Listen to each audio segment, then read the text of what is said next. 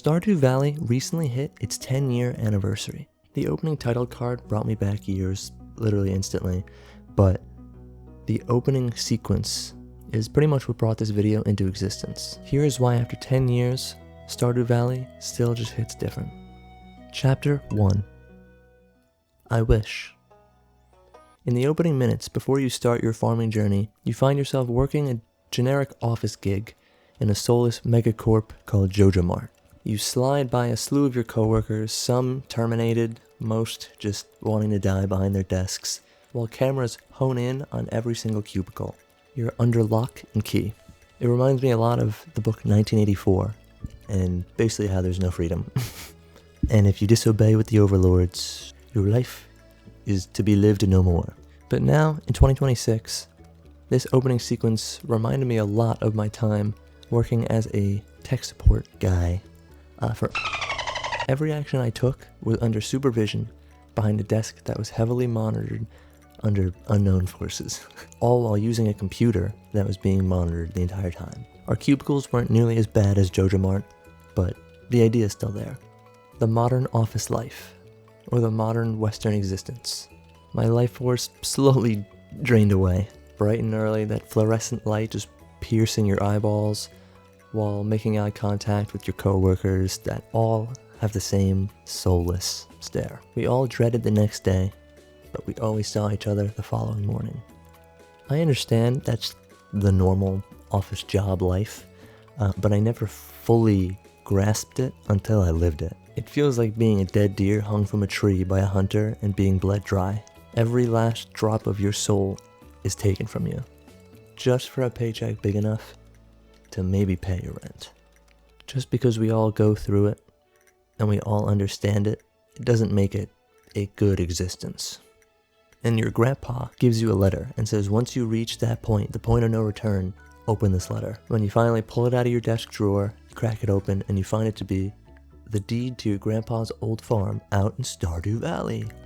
You escape the corporate setting and the modern world and trade it all for the simple farm life out in the valley. When you step off the bus for the first time, it feels like you're taking a breath of fresh air, the first ounce of clean oxygen that has entered your lungs for as long as you could remember.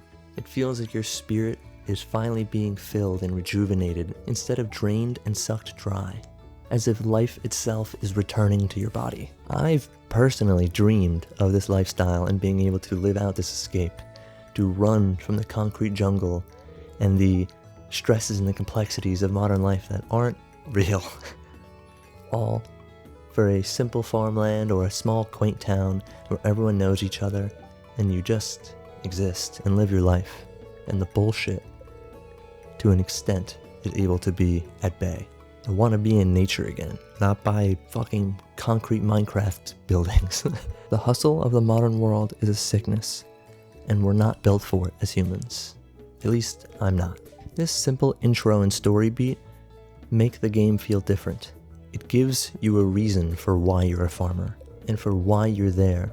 You're not just there to farm for the fun of it. You're there to escape the modern world, and retreat into a older, simpler time. You're you. Or me, what I wish was me. I think as time moves forward, this intro will only begin to hit harder and harder as our dystopian world develops even further. With AI on the rise, taking jobs, or at the very least, reducing jobs, and with monitoring becoming more and more of a frequent thing, we are losing our privacy as human beings. Our data is being sold to the highest bidder. Inch by inch, our privacy, our being, our lives have been chipped away at, until finally, we have none. The second we step outside, we're being spotted and tracked. Whether it be security cameras catching you, whether it be traffic cameras, whether it be posting yourself on the internet like I'm doing now, or someone else making a video outside and you have a name in the background that gets posted. The phones in our pockets are literally tracking beacons. The cameras can be hacked easily. It's never been easier to get into your life. We've lost our anonymity, but a life in Stardew Valley returns it. Chapter 2. Hard Work and Peace. Reaching your farm for the first time, you find it absolutely in shambles. The lady that even brings you to it even calls it crusty. While I believe the mayor is trying to use kinder words. Weeds are overgrown, trees have taken over, rocks and branches are thrown out everywhere. There's even a destroyed building next to your farm. It's a disaster. You're left to your own devices with only a few parsnip seeds to accompany you. You go to sleep and wake up the next morning, and you're thrown into the life. You step outside under the beating sun and just go. I planted my free seeds, watered them, and got cracking at the disaster that awaited me outside my house. I don't know why, but for me personally, when a landscape is in disarray, that shit gotta get clean, or else it will literally drive me up a wall. Every morning after watering my crops, I would burn through all my energy just chipping away at that until it was finally decent enough to where I felt comfortable doing anything else, avoiding passing out though. It was quiet, serene, satisfying. It was everything I ever wanted. All simply just to clean up my land. Nothing fancy, nothing special, just cleaning. All with the most peaceful soundtrack you've ever heard, beckoning you on the entire time. I loved every second. It truly felt like taking a break from this world, from my life, and stepping into another. All even though I was just staring at a screen full of pixels and clickety-clacking some keys on my keyboard. I think that alone shows how dystopian as a world we've gotten. Some of the only peace I can find is through the pixelated virtual world of another living a life of hard work and peace. And that was the next thing that clicked with me. Hard work and peace need each other to survive. The more I write, the more this concept is deeply ingrained in me. The harder I work, the more at peace I feel, which the modern world tells you is not the case, and the modern world is lying to you, to all of us. And I think that's because we're meant to work hard, but the caveat is how you direct your hard work, because it can either tank your peace or elevate it. One day at a time, chipping away at my distraught and dusty, crusty farmland to make it not only presentable but functional is hard work, but work that is worthwhile, therefore giving peace. The complexity of your work doesn't even matter or correlate. The simple fact of cleaning something, taking it from dirty to clean, is enough. Your work actually meant something and has the visual component of progression instead of just an Excel spreadsheet for 40 years that you never see anything. You never see anything come to fruition or come of it or turn into anything or grow or die. It's just nothing. It is a digital wasteland. And that is where we all seem to roam in this modern world. And I'd prefer to crawl out of that wasteland, to climb out of the muck and dust myself off, because this can't be it. Chapter 3. Thrive in Simplicity. One of the first quests you get in-game is to talk to all 28 NPCs. It's simple, yet a smart, grounded way to introduce the cast of Stardew Valley to the player. They're all different individuals. Most are friendly, some aren't. And from just the voice in their dialogue, they convey their personalities and their histories well enough to get the point across that this is a real simple town full of real and simple people. The town is lived in, and that's all that's needed. There's of course some not grounded elements, but beside that, it's mostly just a game about farming and building relationships in a small town. In the span of just a few days, you quickly assimilate and just start embodying the lifestyle. Just like in real life, you get lost in the routine and time sort of disappears on you.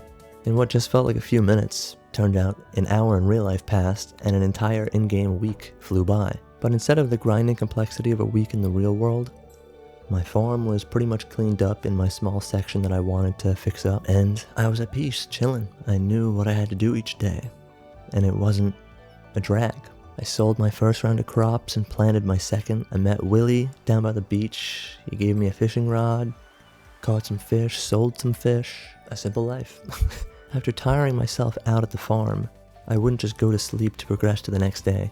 I would go into town, talk to the NPCs, kind of just hang out, sit by the fountain, and chill. In most games, I'd skip optional dialogue with NPCs because I always just kind of found it tiring, unfortunately. I know for a writer that's like a sin, but whatever. But in Stardew, it feels like you're just living your life, just hearing about people's day and enjoying the sun. It made me realize that my tendency to rot in bed after work was not good. It was not living a life. Work doesn't have to be your life. Work shouldn't have to be your whole life, because work and life should coexist. Go out and do things even if you're tired, because it's a strange correlation, but you're tired because you're not doing anything, because you're spiritually drained, all because you're not living. At work, you are living, and it's important not to forget that, but don't let your work kill your life outside of it.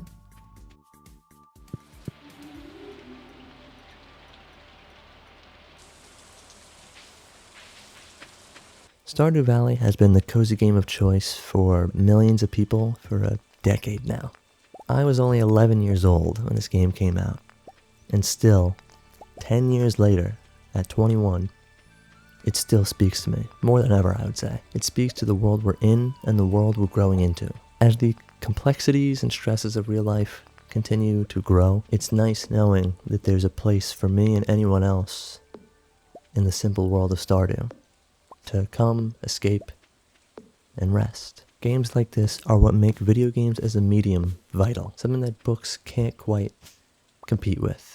And as a fantasy writer, it's just fascinating to have a sorta maybe existential crisis while playing just this simple little farm game. Maybe one day I'll find my own Stardew Valley, but if not, it's always out there somewhere for all of us and none of us. I'm just glad it exists at all.